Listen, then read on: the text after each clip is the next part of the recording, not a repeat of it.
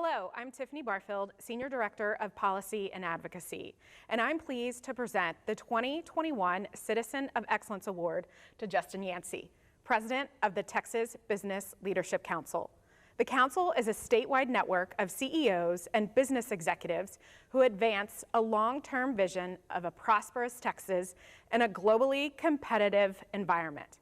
NAF has been fortunate to partner with Justin for years. We appreciate the TBLC's focus on critical talent development issues and continuing to support and advance high-quality work-based learning that will result in a strong and diverse pipeline of future leaders in Texas. Congratulations, Justin. Thank you, Tiffany. I really do appreciate it. And on behalf of the TBLC, gladly accept. We are very happy and proud to partner with NAF. And to be honest, this is just really nice. We appreciate it and look forward to working with you and NAF in the future. Thank you. Thank you.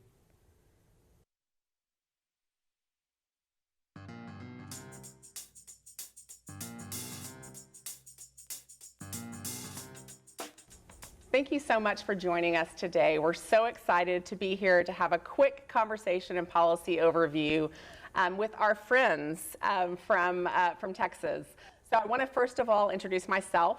My name is Tracy Young, and I'm a NAF policy consultant here in Texas and across the country. I'd like to introduce Tiffany and then have everybody else introduce themselves as well. Hello, everyone. I'm Tiffany Barfield, Senior Director of Policy and Advocacy at NAF. And as Tracy said, delighted to be joined by our friends and partners for this great policy conversation. Thanks, Tiffany. My name's Tania Curry. I serve as a Director of Government Relations for nationwide nonprofit Project Lead the Way.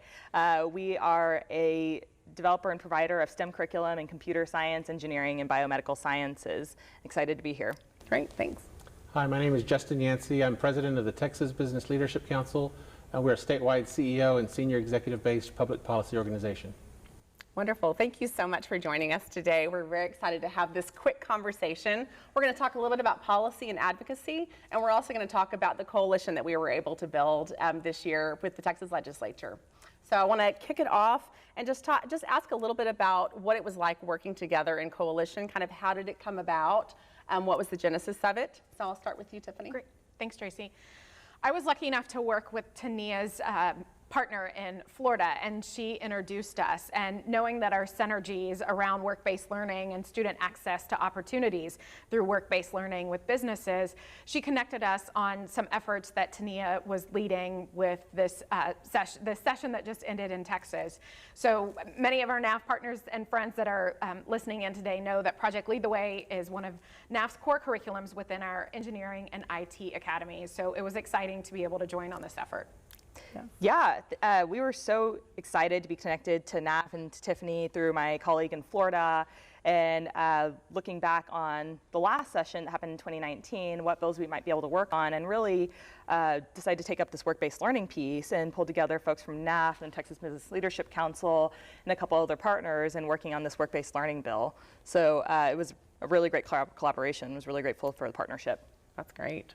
Yeah, I mean, I can just add that it was a very effective coalition of like-minded partners from a variety of different perspectives, but all with the same goals, and everyone was fully engaged, and we were very happy to work with as a business voice, as part of all the other voices and employer voices. I think it worked really well. That's wonderful.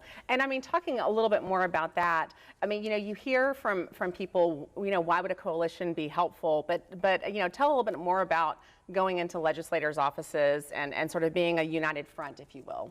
Well, one thing that I would like to start with is, policy and advocacy is fairly new to NAF. Even though we're a 40-year-old organization, it's been exciting to collaborate with partners in the legislative policy and government affairs space. So by NAF having access to be able to be a partner, it was key for us to meet new members and new state legislatures. So I just want to thank you for asking us first to be a part of this.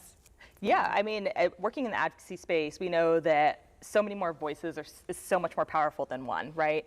And especially when we talk about something like work-based learning, where we're trying to pull together a statewide support of something like this to bring together the tri-agencies, the Texas Education Agency, the Higher Education Coordinating Board, and the Texas Workforce Commission, it is extremely critical and valuable to have multiple voices around the table to speak to the importance of this type of initiative.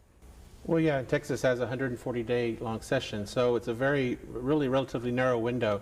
And so if you can provide a organized voice, it provides comfort for the legislators to know that these groups have done their research, they've done their policy, they know what they're talking about from the perspective of Project Lead the Way, NAF, and other partners, and the business voices there. And so it really is a successful recipe because it's authentic.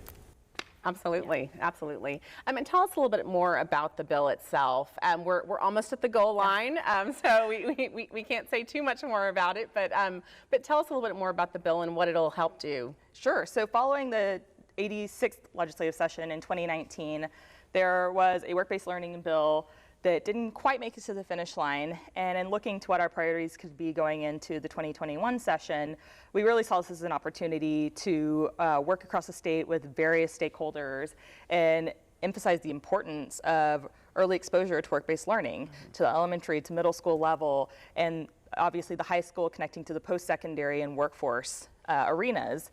And so, pulling together this partnership, we drafted this bill together with the folks in the coalition and got it through the process with a lot of support across not only this coalition, but a ton of corporations across the state and educational organizations across the state, and really speaking to student experiences from a Project Lead the Way standpoint, from a NAF standpoint, talking about how that skills development piece in the classroom is essential. Absolutely. Yeah. And talk to us a little bit about engaging our corporate partners as well from NAF. Absolutely. So that was exciting for us to be able to connect with our corporate partners really in a different way that NAF hasn't before, and asking for government affairs support and sign on to the letter that the coalition sent. And our corporate partners were all in and jumped in because, Tania and Justin, as you both said, they understand that earlier access to a diverse talent pipeline is going to support their business. Absolutely. And kind of talking a little bit more about that from the business perspective, sometimes, we even heard this session from some people, kind of why is business involved in education? I think we all know and understand the key need for that. But talk to us a little bit more about what businesses think about this. Sure. Yeah. Over the years I've been here, we've had to described why businesses or why employers are really engaged with education, whether that be early education in high schools and institutions of higher education. Our economy and the nation's economy, and specifically in Texas, is just moving, very, very quickly in multiple directions. And so if we don't have the business voice, employers' voice at the table as these programs and policies and mentoring and everything else is being done, then you come up with a result that's not maybe is going to be as effective or needed in a region or area. And Texas is a large state, so having businesses by region involved in this work is we think very important, and we've always heard from the legislature and from education that it's very important, and we have great partnerships that have built a lot of new bridges. Absolutely. And talking, we hear a lot about high wage, high demand. Is that also key to be able to bring that back into the education space? Yeah, companies are not able to grow as fast as they would like to.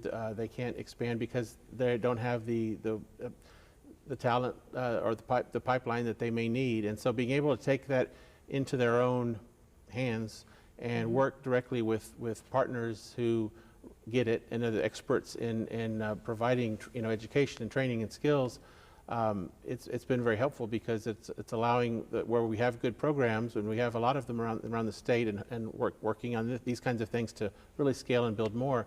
It's helped significantly to have quick, meaningful training on top of course the core curriculum and good education, because we need that's great all of our students. Absolutely, thank you. And we talk about equity as well, and really making sure that there's a diverse pipeline and a diverse workforce. So talk to us a little bit about how these programs help in that area as well for all students. Sure. I think to Justin's earlier point, having a corporation and business backing from an upstream perspective is so critical in building our workforce, right? We talk about how underrepresented populations, particularly girls and students of color, they oftentimes may not otherwise have been exposed to a course like a Project Lead the Way engineering computer science course or a NAF engineering course.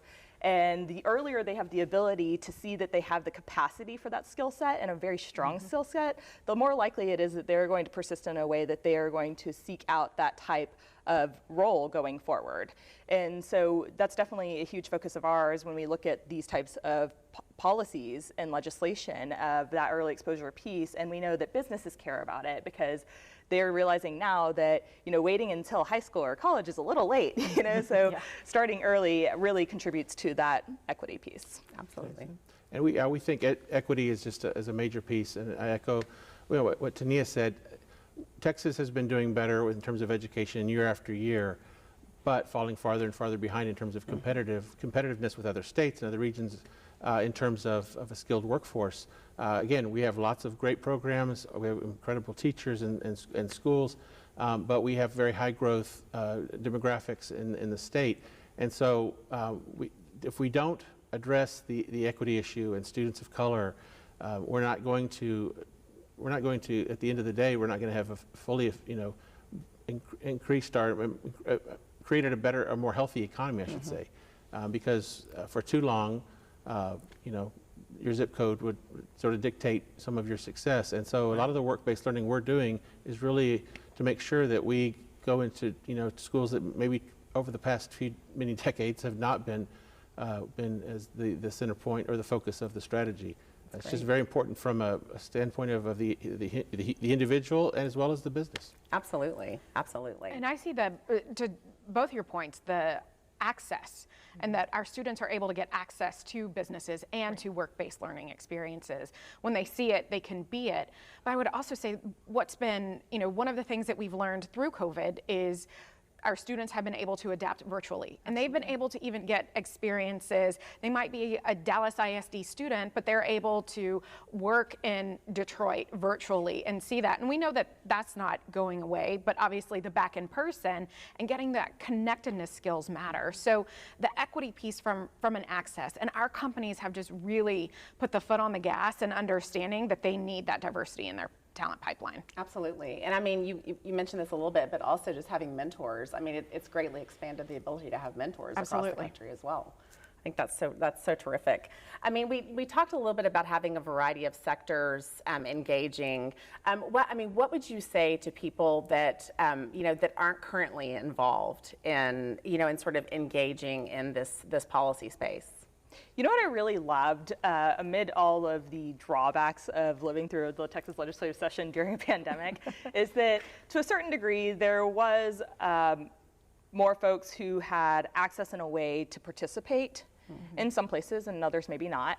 But what we really found neat in our work, particularly for this work-based learning piece and even some of our work in computer science, is that people came out from their profession to go testify on bills. Students testified on bills from their classroom.